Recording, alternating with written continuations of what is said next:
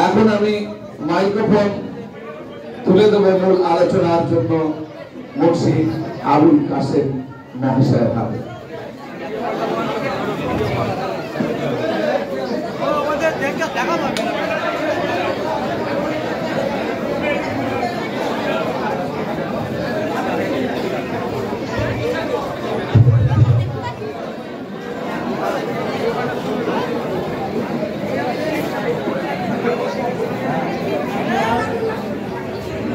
আমার বক্তব্য রাখার আগে একটা অনুরোধ, আমার ছোট্ট অনুরোধ, সেটা হচ্ছে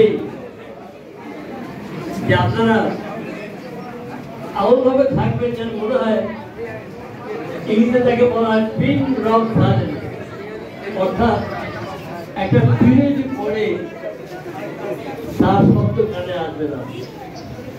আজকে আপনি জানবেন দিন এবং দুনিয়া এই জিনিস সামনে রেখে আমাদের বক্তব্য আপনার সামনে পেশ করবো। আমরা অনুরোধ করবো যে আপনারা বুঝবেন, বোঝার চেষ্টা করবেন এবং যে টুরিস্ট নিয়ে আমরা বেঁচে আছি, একটা কোরআন আর একটা ভারতীয় সংবিধান, এই দুটো আমাদের গতিপথ কোথায়, আমাদের কোথায় নিতে বলছে এটা আপনাদের জানতে হবে। হয়তো একদিনে হবে না।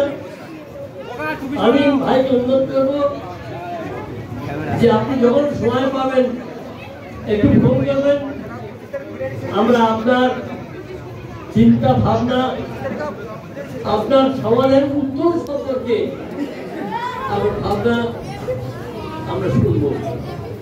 মনে রাখবেন তখন আমি যা বলছিলাম, মানুষের দুটো শক্তি আল্লাহ দিয়েছেন, একটা তার বুদ্ধি শক্তি আর একটা তার দৈহিক শক্তি, এই দুদিন দিয়েছেন। আর এই দুদিনের মূল কাজ কি হবে? এই যে আমরা আত্মা যে টিকটাক টিকটাক হচ্ছে, আত্মাটা চোখ বন্ধ করে হাজার হাত জুড়ে আত্মা শরীরটা, এই আত্মাকে শুদ্ধ রাখতে হবে। এই তিনটে কাজ আলাদা মানুষকে দিয়েছে।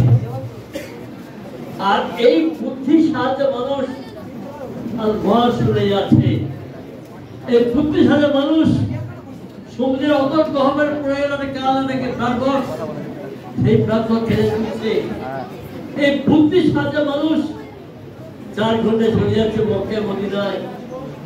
এই বুদ্ধির সাহায্যে মানুষ একজনের হাত টেনে নিয়ে আর ওটা হাত ঢুকিয়ে দিচ্ছে, সে বেঁচে থাকছে। তারা কোন মানুষ হবো আমরা?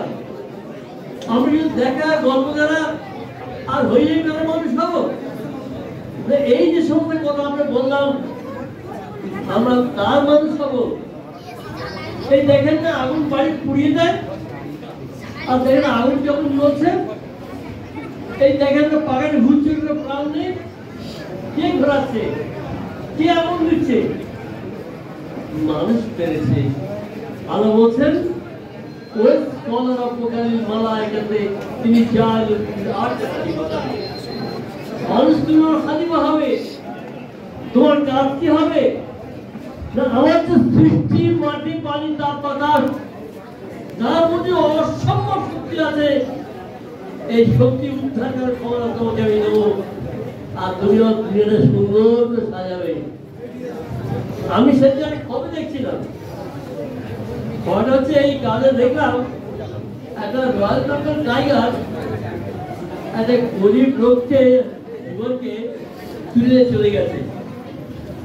তাই বললাম, ও ভাগাই, তুমি তো ওদিকে তুলে আনলে, একটা পাকা বসে দাও না আমার ঘরটা, মরবার আগে কষ্ট হবে না।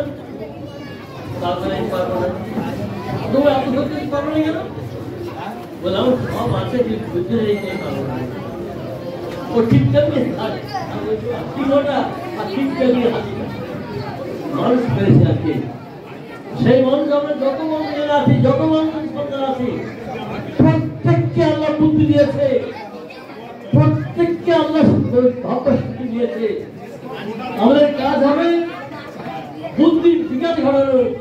যেটা আমি আপনাকে বলছিলাম, বুদ্ধি হচ্ছে বলবেন ধারা, সেই চাপ দেবেন উনি আস্তে আস্তে গড়ে যাবে।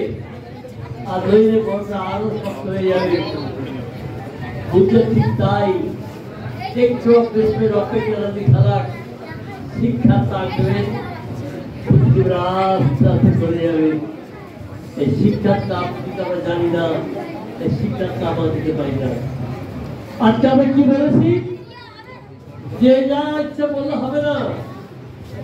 আগে আমরা বলেছি আমরা যে আপনার হাতে